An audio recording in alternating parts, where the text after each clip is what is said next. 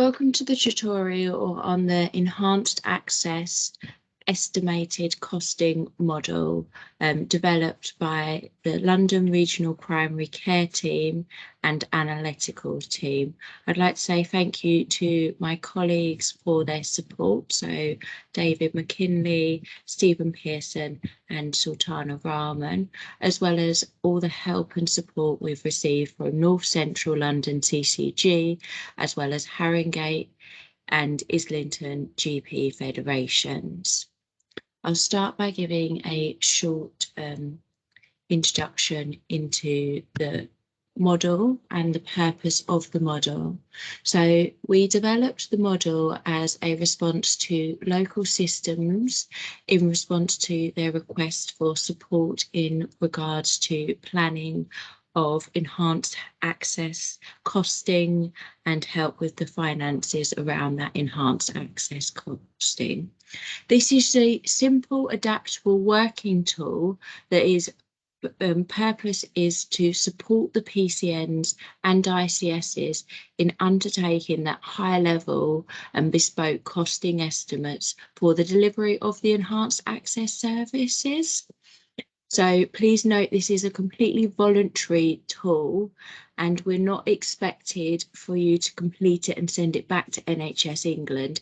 It's more for support and to help you guys with what you need to do within your PCNs and ICSs. So this is really meant as a helpful tool in regards to that planning and developing of those enhanced access.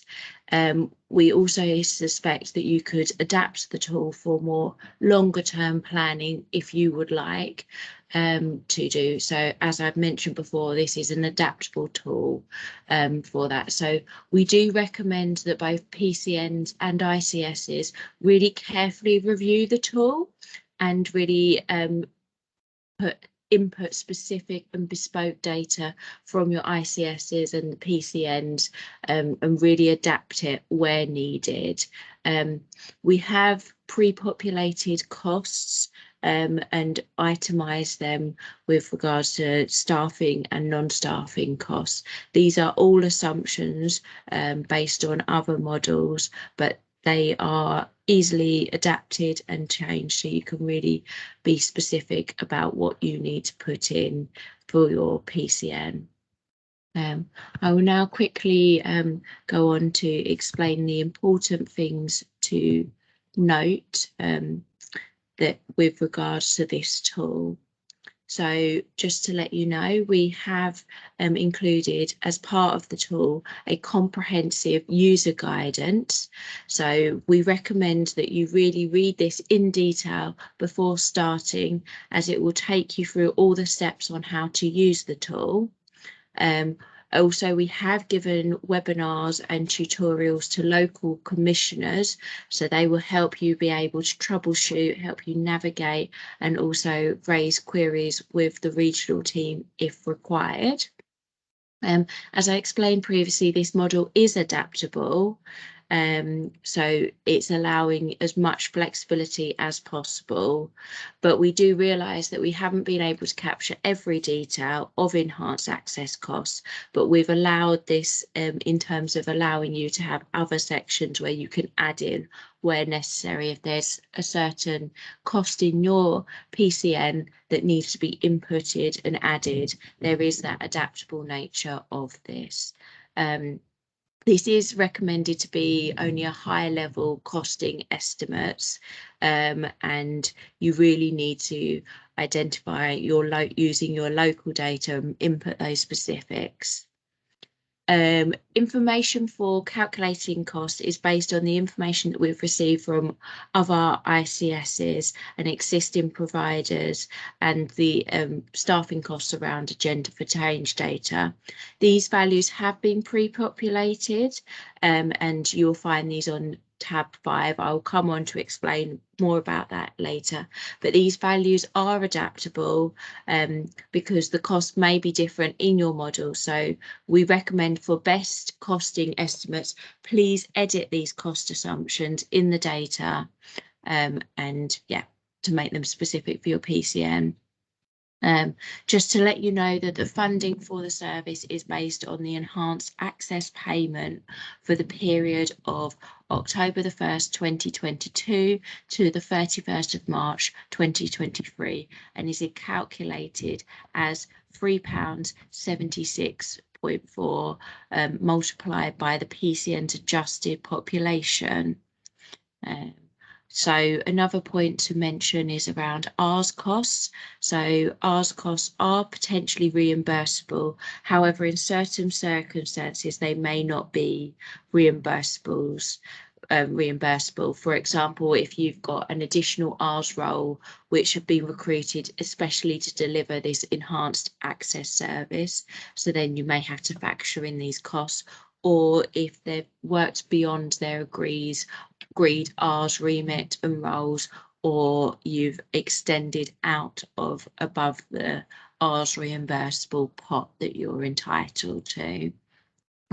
We have set it to assume that all Rs enhanced access roles are non-reimbursable. However, these can be amended, and I'll come on to explain more about this later.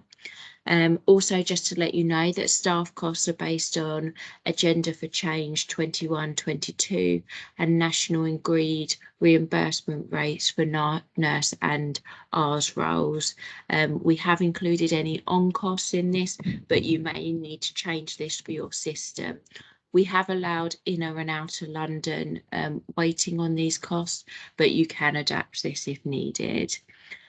Just to note, we have included costs for healthcare assistant and administrative teams. These are based on a team's cost rather than an individual's cost, so really remember that.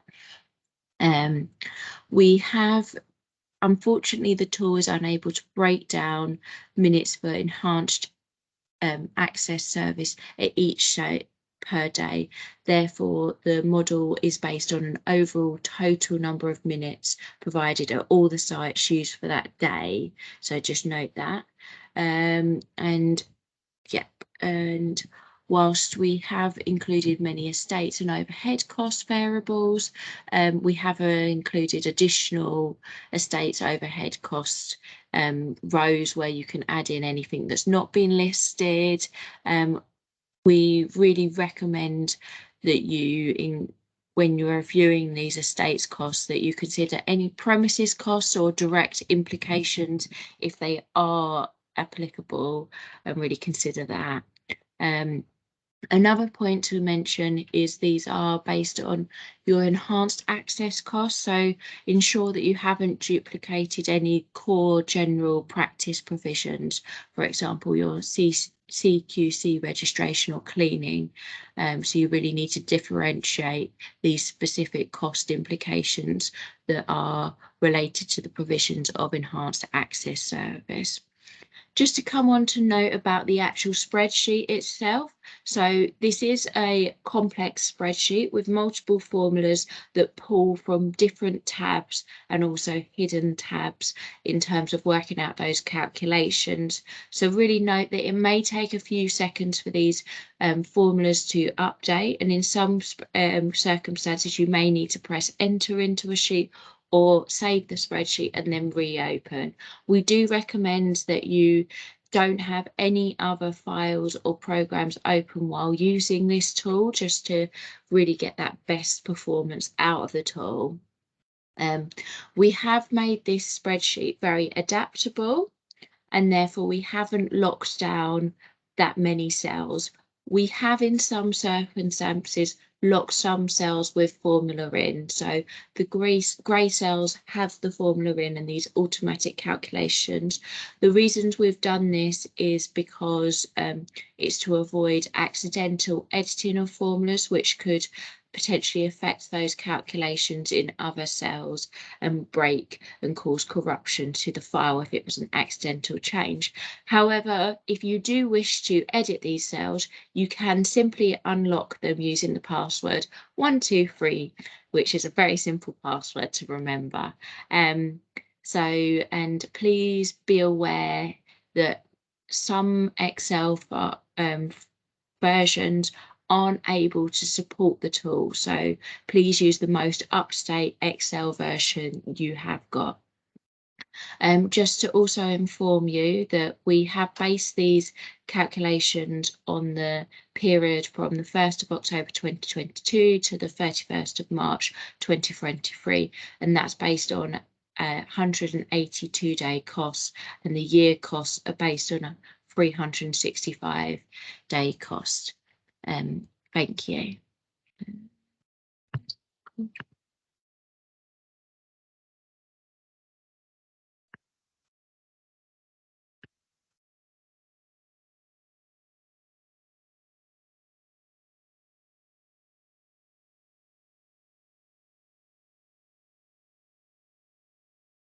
So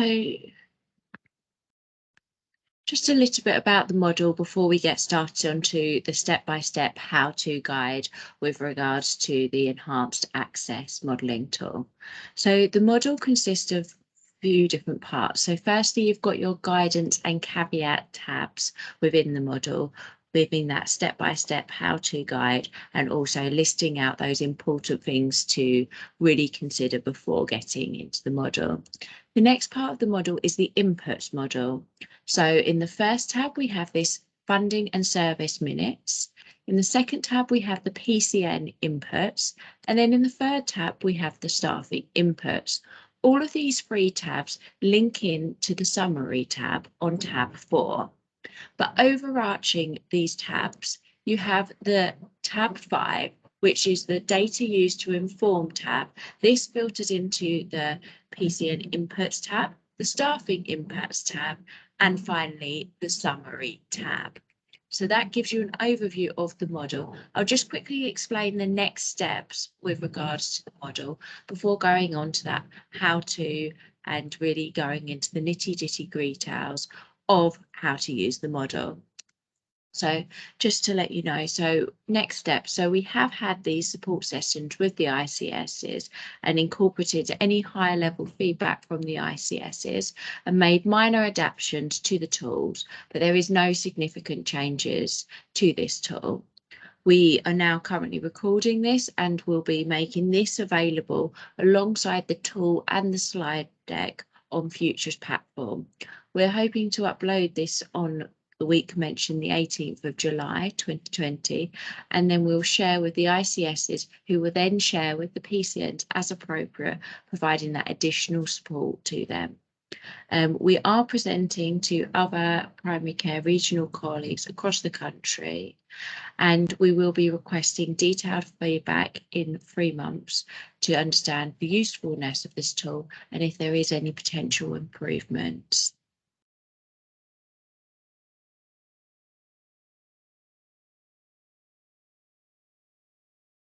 Take you to the actual tool itself and really give you a detailed explanation of how to use the tool and get the most out of it for your help. So just to reiterate, this is a tool to help support you. It's completely voluntary and there is no expectation to provide a return back to NHS England. So it's purely to help you and support you with your planning with regards to the new enhanced access service model. So you will see on the first tab, we have this cover sheet. So this really gives a little bit more detail about the model and the purpose, as well as all of those in detailed aspects and caveats around the important things to note when using the tool. The next tab as you go along, you will find is this user guidance tab. So this user guidance tab is very comprehensive, providing you a step-by-step guide to the actual model. You can click on the hyperlinks down and it will take you to the exact section you're looking for if you're really wanting to focus on something and you've got a question around something. I would like to draw your attention to this color coding key. This color coding key is used throughout the model, and its different colours mean different things within the thing, and we've kept this consistent throughout the model. So this yellowy orange colour is an action for PCNs or ICSs. So this is where we expect an input of a value into the cell. We have left then anything that's in this light blue is an adaptable value. So there will be a value in here, but if you want to change it to really make it more specific or you want to review it, then please feel free to do that. We have also created these auto-calculated cells. We do not recommend you adapt these, and we have password protected these cells. But if you wish to unlock them, then it's a simple password of 123 to unlock these cells. And then we've got the conditional formatting here. I'll just quickly show you the step-by-step guide. There's print screens really showing you exactly what to do as you go along, but I'll come on to explain this in more detail in this tutorial.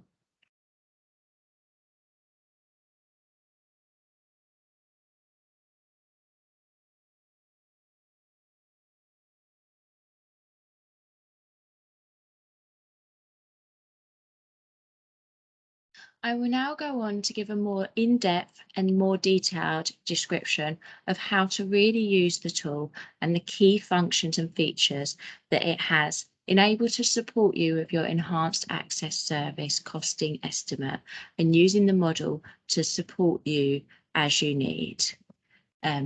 So firstly, just to give you a quick little bit of additional information, we've included in this red italic font extra details and providing you a bit more detail and guidance as you go along in the correct section, rather than having to keep going back to the user guidance.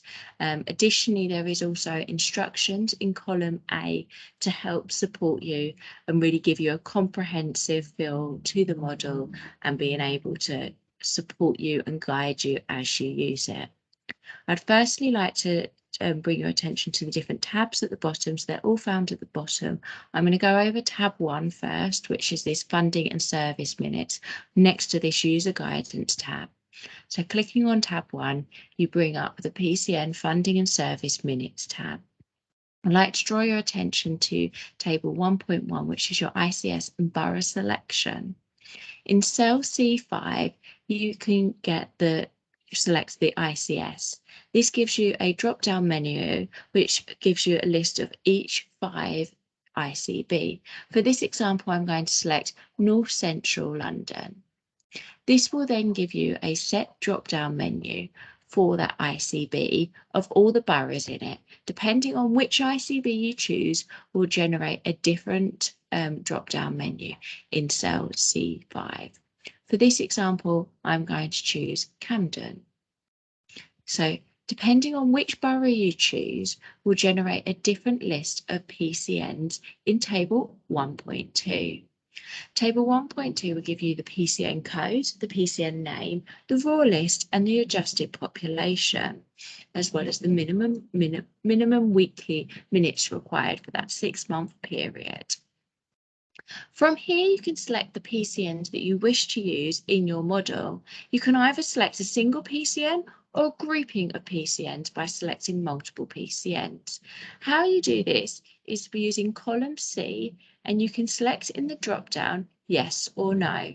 For this example, we're going to choose South Camden PCN, so I'm going to select yes, and then West Camden PCN. Perfect.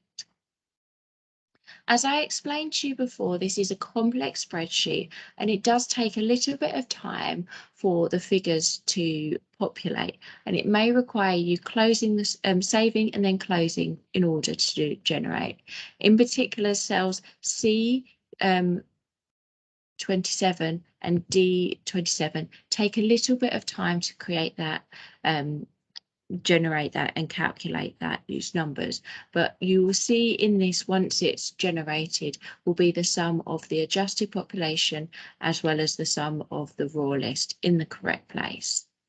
It will then give you, from this, will give you the minimum number of minutes that that PCN is needed to provide based on the PCN selected. So this is the minimum of 60 minutes of appointments per 1,000 PCN adjusted patients per week.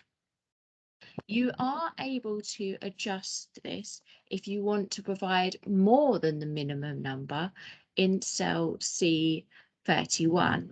However, if you wish to put less in, it will flag up with an error. So I'll just show you that now.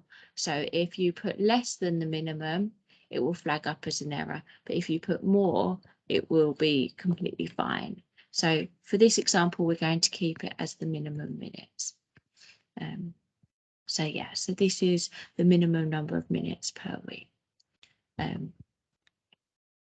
For this, for the information from this, then you are able to generate the amount of funding you'll get per week, per 6 months, and per the year.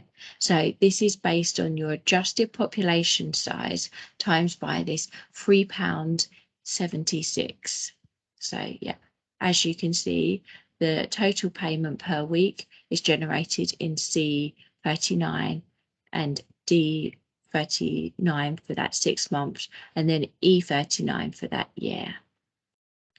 So as you can see now, as we've given it a bit of time, the adjusted population has now appeared in the cell. So please be patient with the spreadsheet.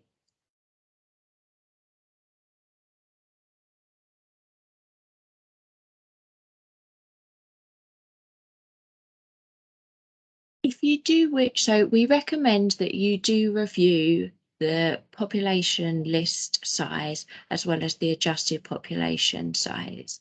If you do wish to make any amendments or changes, you can do this by changing the raw data. If you wish to get to the raw data, right-click the tab and then click on the Unhide tab, and here you'll find the PCNs tab. If you open this, this will provide you with the raw data. In here, if you wish to change anything, just edit the numbers. This spreadsheet is not locked, so you are able to change this, and this will generate and change the adjusted population data in the first tab.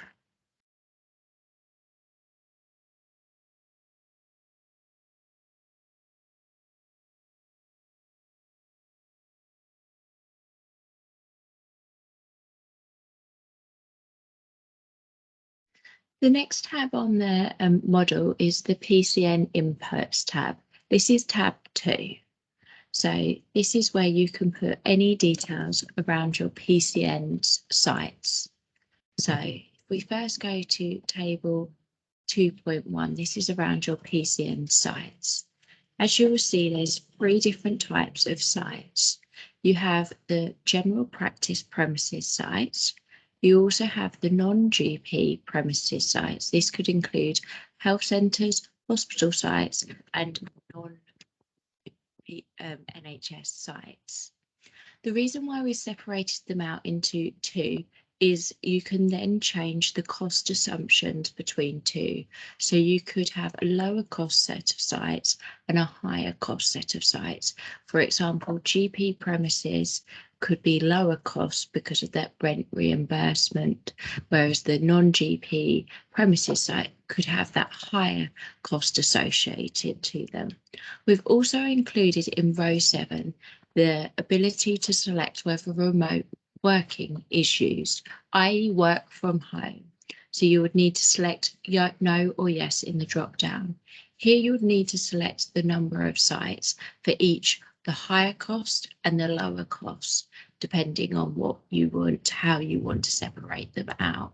I'll come on to explain a bit more about this in the data used to inform, and it will make a bit more sense when you see it in the data used to form tab. So for this example, I'm going to put 2 sites in the GP premises and then 3 in the non-GP sites. You will then come on to table 2.2, which gives you a list. You can then specify the number of sites you want to use on each attended day and the overall total minutes for each site. So therefore you can put in for each day the number of sites you wish to use. If you go over the number of sites that you inputted in table 2.1, it will flag up with a warning, as you can see. So we're just going to keep that at 2. And then you would populate this table as you feel fit. So I'm just going to populate this for this.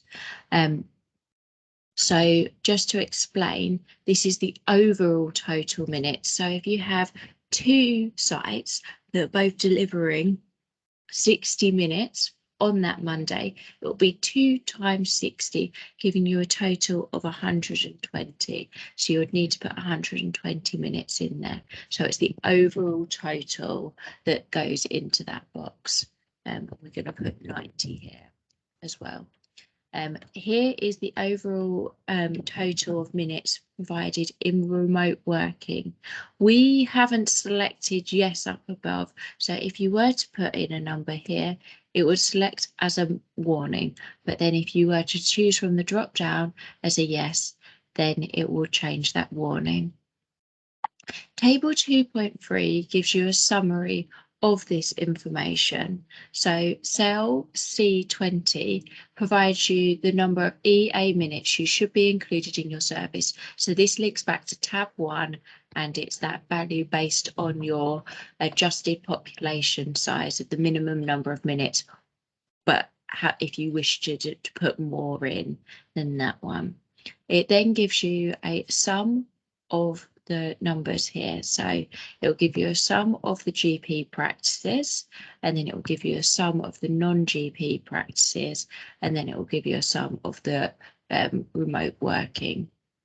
It will then tell you if there's any minutes that still need to be accounted for. So this needs to be factored into your model. I'm just going to put yeah, and as you can see, it just needs a bit of time to, as I said before, sometimes some of the formulas just need a bit of time to be accounted for.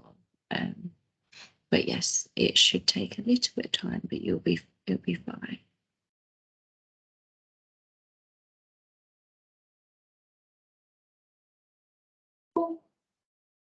So yeah, we'll come back and I'll show you that afterwards. It then will then give you a table 2.4, which gives you the calculations for the estates costs, those infrastructure costs, operation costs, and other and one-off costs. These calculations are based on the minutes that are inputted into table 2.2, and then the minutes that are inputted, the data that is inputted into the data used to inform tab that I'll come on to explain about these calculations here. As you can see now, it's adjusted and there's no more any minutes that need to be accounted for.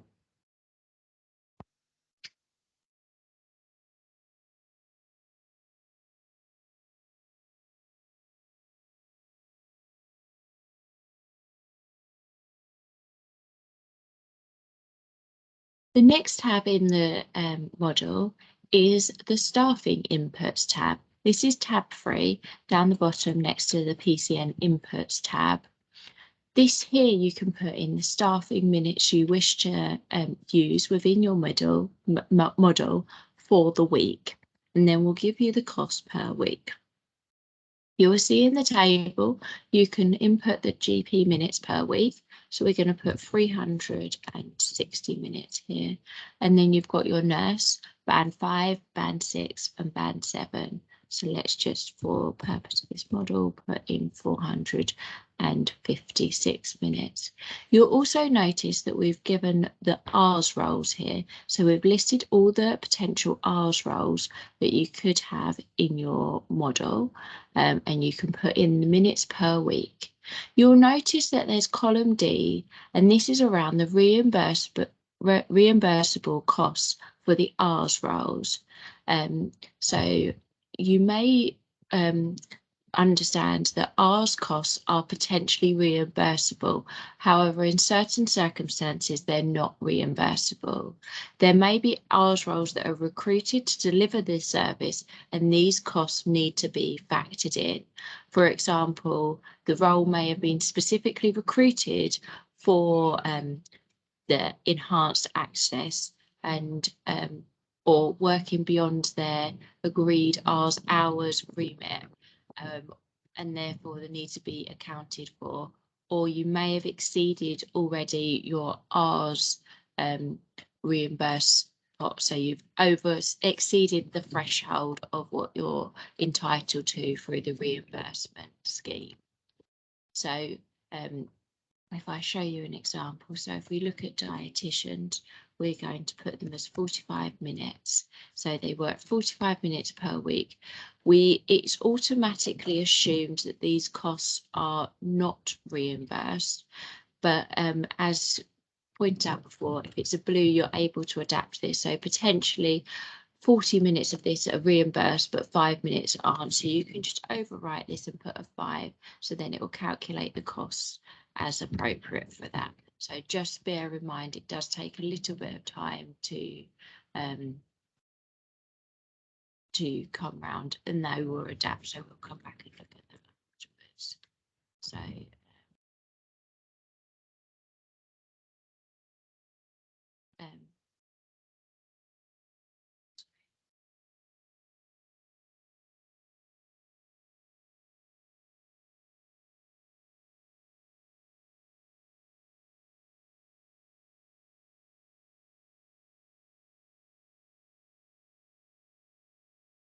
as explained throughout the model, there is a 5th tab of the data used to inform calculations tab.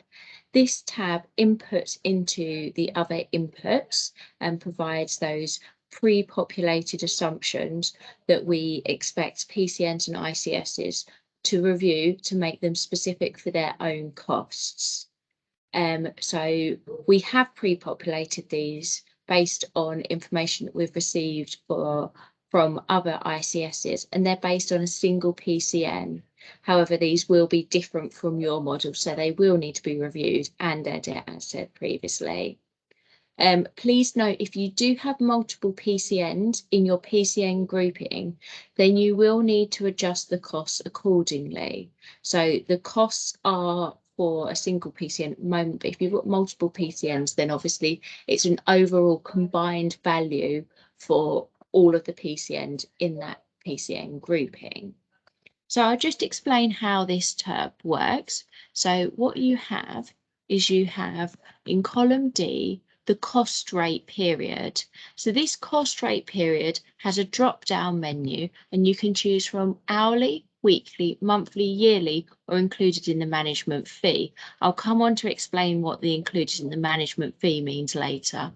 But the hourly, so you can choose how you want to record those costs for each category. And then in the column E, the cost rate value, you could input that information. So the first set of costs you have are those estates costs. So as I explained previously, you have those GP sites and then those non-GP sites and those remote working costs. So this is where you have the ability, if you want to adapt it, to have that lower rate cost and then that higher rate cost, as you can see here, that's been put in that model, where certain, for example, GP premises could be not, the rent may be reimbursed or not needed to pay for that extra cost. So just be aware of that in terms of that. So depending on, but you'll know better for your system what those costs will be. And then additionally, you've got your working from home costs. So anything associated with working from home expenses. You've also got your additional cleaning fees. So these are additional to your core. So any additional cleaning fees, for example, some services need a Sunday service cleaner if they're open on a Sunday for their enhanced access, which won't be included in their normal cleaning fees.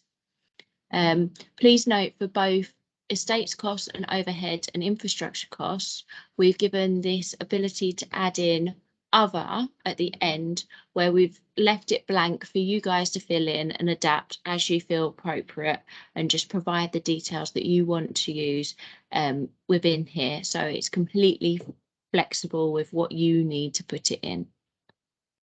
The next set of costs are these infrastructure and operational costs. So these are any additional costs that are associated with the enhanced access service. So these are not your core costs, but anything additional on top of it. So for example, your consumable costs, your financial management costs, and your CQC registration. This is those out of hours services that are very that need that extra cost and have a cost implication associated with them on top of above your normal core costs. As before, these are all very flexible and adjustable. And if you don't have something, for example, if you don't have an additional consumable cost, then you just need to put 0 in that category and that will be fine. So I will come on to explain what I mean about the included in the management fee. So as you see in E27, there's a management fee here. This is a one-off sum set cost of management fee, and it potentially is if you wanted certain categories combined together. So for example, HR and payroll with insurance and training and development, all could be in one set fee, which is your management fee. So you can put them into that one set fee. Additionally, like before, you've got a couple of other lines where you can add anything additional and it's quite flexible. We've also allowed any other costs. So there's 3 lines where you can list some other costs that may not be included in your model. And lastly, there's a section for one-off costs. So this is where you've just got a one-off cost for the year that's not a recurring cost, it's just a set one-off cost. And this is a totality of all the one-off costs. So for example, if you had a piece of equipment for digital, but then you've also got a security cost, which is a one-off cost, both of 10 grand, you would combine them together to be 20 grand, and you would put that in the one-off cost box. We next come on to the staffing costs. So the staffing cost, you have the ability to choose between inner London weighting or outer London weighting, and it will adapt the costs adjustingly. So these cost assumptions are based on agenda for change, and they're based on agenda for change, and they've also got the on costs included in them. However, your costs may be slightly different, and if you do need to change them, just edit the blue boxes and that will change the costs appropriately. As you notice, the R's roles here as well. I previously explained that a staff booking fee is added onto staff costs for all staffing except for the admin team and the other team and support. But if you do not have a staff booking fee added onto your thing, just put 0 in this box and it will not add on to the rest of your staffing fees.